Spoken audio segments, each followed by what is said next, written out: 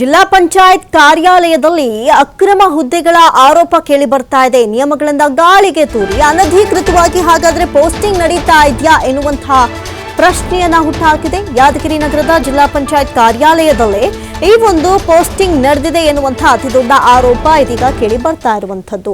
ಹಣ ಕೊಟ್ಟವರಿಗೆ ದೊಡ್ಡ ಹುದ್ದೆಯನ್ನ ಕೊಡ್ತಾ ಇದ್ದಾರಂತೆ, ಈ ರೀತಿಯಾದಂತಹ ಆರೋಪ ಇರುವಂತದ್ದು.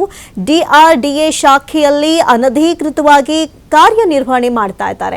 ಹೊರಗುತ್ತಿಗೆ ಆಧಾರದ ಮೇಲೆ ಕೆಲಸಕ್ಕೆ ಸೇರಿದ ಬಳಿಕ ಈಗ ಔಟ್ಸೋರ್ಸ್ ಇಂದ ಈಗ ಕಾಂಟ್ರಾಕ್ಟ್ ಬೇಸಿಸ್ ಮೇಲೆ ಸೇರಿದವ್ರನ್ನ ಕೊನೆಗೆ ಪರ್ಮನೆಂಟ್ ಮಾಡ್ಕೊಳ್ಳಲಾಗ್ತಾ ಇದೆ ಎನ್ನುವಂಥ ವಿಚಾರ ಗೊತ್ತಾಗ್ತಾ ಇದೆ. ಹುದ್ದೆಯನ್ನ ಖಾಯಂ ಮಾಡಿಸ್ಕೊಳ್ಳೋದಕ್ಕೆ ಸಕಲ ರೀತಿಯಲ್ಲೂ ಯತ್ನ ನಡೆದಿದೆಯಂತೆ ಸರ್ಕಾರದ ಆದೇಶವಿಲ್ಲದೆ.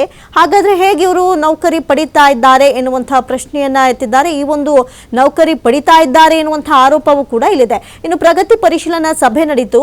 ಈ ಒಂದು KDP ಸಭೆಯಲ್ಲಿ ನೌಕರಿಯಿಂದ ತೆಗೆದುಹಾಕಬೇಕು ಅಂತ ಒತ್ತಾಯದ ಕೂಗುಗಳು ಕೂಡ ಕೇಳಿ ಬಂದಿರುವಂಥದ್ದು. ಇನ್ನು ಸಭೆಯಲ್ಲಿ ಹಲವಾರು ವಿಚಾರಗಳ ಬಗ್ಗೆ ಪ್ರಸ್ತಾಪ ನಡೆಯುತ್ತೆ. ಆದರೆ ಇದರಲ್ಲಿ ಪ್ರಮುಖವಾಗಿ ಕೇಳಿದ್ದು ಈ ಒಂದು ಅಕ್ರಮ ಹುದ್ದೆಗೆ ನೇಮಕಾತಿ ವಿಚಾರ. ಸದ್ಯಕ್ಕೆ ನೌಕರಿಯಿಂದ ತೆಗೆದುಹಾಕುವಂತೆ ಒತ್ತಾಯದ ಕೂಗು ಕೇಳಿ ಬರ್ತಾ ಇದೆ. ಶರಣಬಸಪ್ಪಗೌಡ ದರ್ಶನಾಪುರ ಈ ಬಗ್ಗೆ ಸಭೆಯಲ್ಲಿ ಅಂದ್ರೆ KDP ಸಭೆಯೇ ನೀಡಿತು. ಈ ಸಭೆಯಲ್ಲಿ ಪ್ರಸ್ತಾಪವನ್ನ ಮಾಡ್ತಾ ಇದ್ದಾರೆ. ಹಣ ಕೊಟ್ಟವರಿಗೆ ದೊಡ್ಡ ಹುದ್ದೆಯನ್ನ ನೀಡ್ತಾ ಇದ್ದಾರೆ. ಈಗ ಕಾಂಟ್ರಾಕ್ಟ್ ಬೇಸಿಸ್ ಮೇಲೆ ಬಂದ್ರು ಕೂಡ ಅವ್ರಿಗೆ ಹಣ ಕೊಟ್ಟ ತಕ್ಷಣ ಪರ್ಮನೆಂಟ್ ಆಗೋಗ್ತಾ ಇದೆ ಇಲ್ಲಿ ಕೆಲಸ ಎನ್ನುವಂತ ಆರೋಪ ಸದ್ಯಕ್ಕೆ ಕೇಳಿ ಬರ್ತಾ ಇರುವಂತದ್ದು. ನಿಮ್ಮಲ್ಲಿ ಬರಬೇಕು ಅಂತಂದ್ರೆ ಸಿಒ ಮೇಡಮ್ ಹತ್ರ ಹೆಚ್ಚು ಕಡಿಮೆ ಅಂತಂದ್ರೆ ಹೇಳಿದ್ರು ಸಾವಿರ ಲಾಗಿನ್ ಇದೆಯಾ ಅಂತ ತಿಳ್ಕೊಂಡು ಈ ಸಾವಿರ ಲಾಗಿನ್ದಾಗೆ ಸಾವಿರದ ಒಂದನೇ ಲಾಗಿನ್ ಅಂತ ಈ ಬಗ್ಗೆ ಹೆಚ್ಚಿನ ಡೀಟೇಲ್ಸ್ ಅನ್ನ ಕೊಡ್ತಾ ಹೋಗ್ತಾರೆ. ದೂರವಾಣಿ ಸಂಪರ್ಕದಲ್ಲಿ ಪ್ರತಿನಿಧಿ ಸಿದ್ದು. ಸಿದ್ದು, ಗಮನಿಸೋದಾದ್ರೆ KDP ಸಭೆಯಲ್ಲೇ ಪ್ರಸ್ತಾಪ ಆಗಿದೆ ಅಂದ್ರೆ ಇದು ಆರೋಪ ಅಲ್ಲ, ಏನೋ ಒಂದು ನಡೆದಿರೋದಕ್ಕೇನೆ ಇಲ್ಲೊಂದು ಪ್ರಸ್ತಾಪ ನಡೆದಿರುತ್ತೆ.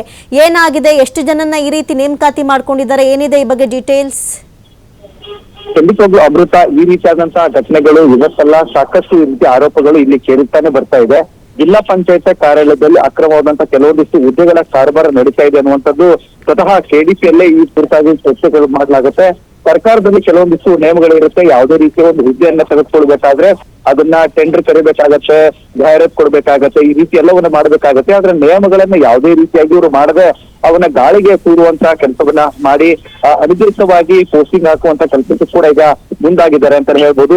ಜಿಲ್ಲಾ ಪಂಚಾಯತ್ ಕಾರ್ಯಾಲಯದಲ್ಲಿ ಕೆಲವೊಂದಿಷ್ಟು ಪೋಸ್ಟಿಂಗ್ ಗಳೇನಿವೆ, ಆ ಪೋಸ್ಟಿಂಗ್ ಗಳನ್ನ ದುಡ್ಡು ಕೊಟ್ಟವರಿಗೆ ಮಾತ್ರ ಆ ಹುದ್ದೆಗಳನ್ನ ಕೊಡ್ಬೇಕಂತ ಮುಂದಾಗಿದ್ದಾರೆ ಅಧಿಕಾರಿಗಳು ಅನ್ನುವಂಥದ್ದು ಕೂಡ ಸಾಕಷ್ಟು ಈಗ ಚರ್ಚೆ ಕೂಡ ಆಗ್ತಾ ಇದೆ. ಅದರಲ್ಲೂ DRDA ಅಂತ ಏನು ಶಾಖೆ ಏನ್ ಬರುತ್ತೋ ಅದರಲ್ಲಿ ಕೆಲವೊಂದಿಷ್ಟು FDA ಪೋಸ್ಟ್ ಗಳನ್ನ ಸೇರಿಸುವವರಿಗೆ ದುಡ್ಡನ್ನ ತೆಗೆದುಕೊಂಡು ನೇರವಾಗಿ ಯಾರಿಗೂ ಹೇಳದೆ ಈ ರೀತಿಯಾಗಿ ಹೊರಗುತ್ತಿಗೆ ಆಧಾರದ ಮೇಲೆ ಅವರನ್ನ ಕೆಲಸಕ್ಕೆ ಸೇರಿ ಪರ್ಮನೆಂಟ್ ಮಾಡಿಕೊಳ್ಳುವಂತ ಒಂದು ಯತ್ನವನ್ನು ಆಗ್ತಾ ಇದೆ ಅನ್ನೋ ಈಗ ಸ್ಟೇಜ್ ಬರ್ತಾ ಇದೆ.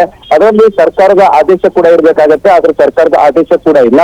ದುಡ್ಡು ಕೊಟ್ಟವರಿಗೆ ನೌಕರಿ ಪಡೆದು ದುಡ್ಡು ಮಾಡುವಂತಹ ಸಿಬ್ಬಂದಿಗಳು ಏನಿದ್ದಾರೆ, ಅಧಿಕಾರಿಗಳು ಏನಿದ್ದಾರೆ, ಅವರು ವಿರುದ್ಧವಾಗಿ ಸಾಕಷ್ಟು ಸಾರ್ವಜನಿಕರು ಕೂಡ ಆಕ್ರೋಶವನ್ನ ಹೊರ ಹಾಕ್ತಾ ಇದ್ದಾರೆ. ಯಾಕಂದ್ರೆ KDP ಸಭೆಯಲ್ಲಿಯೇ ನೌಕರಿಯಿಂದಲೇ ತೆಗೆದು ಹಾಕುವಂತೆ ಒತ್ತಾಯವನ್ನು ಕೂಡ ಮಾಡಿದ್ದು ಕೇಳಿ ಬಂದಿದೆ.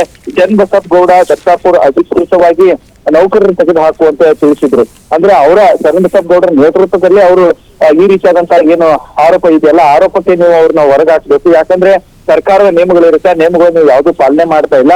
ಹೀಗಾಗಿ ಕೂಡಲೇ ಅವ್ರಿಗೆ ಕ್ರಮ ಜರುಗಿಸಬೇಕು. ಇಲ್ಲವಾದಂತಹ ಸಂದರ್ಭದಲ್ಲಿ ಉಗ್ರವಾದ ಹೋರಾಟ ಮಾಡ್ಬೇಕನ್ನುವಂಥದ್ದು ಕೂಡ ಹೋರಾಟಗಾರರು ಎಚ್ಚರಿಕೆಯನ್ನ ಕೊಡ್ತಾ ಇದ್ದಾರೆ. ಅಮೃತ, ಥ್ಯಾಂಕ್ ಯು ಸಿದ್ದು ತಮ್ಮೆಲ್ಲ ಮಾಹಿತಿಗಾಗಿ.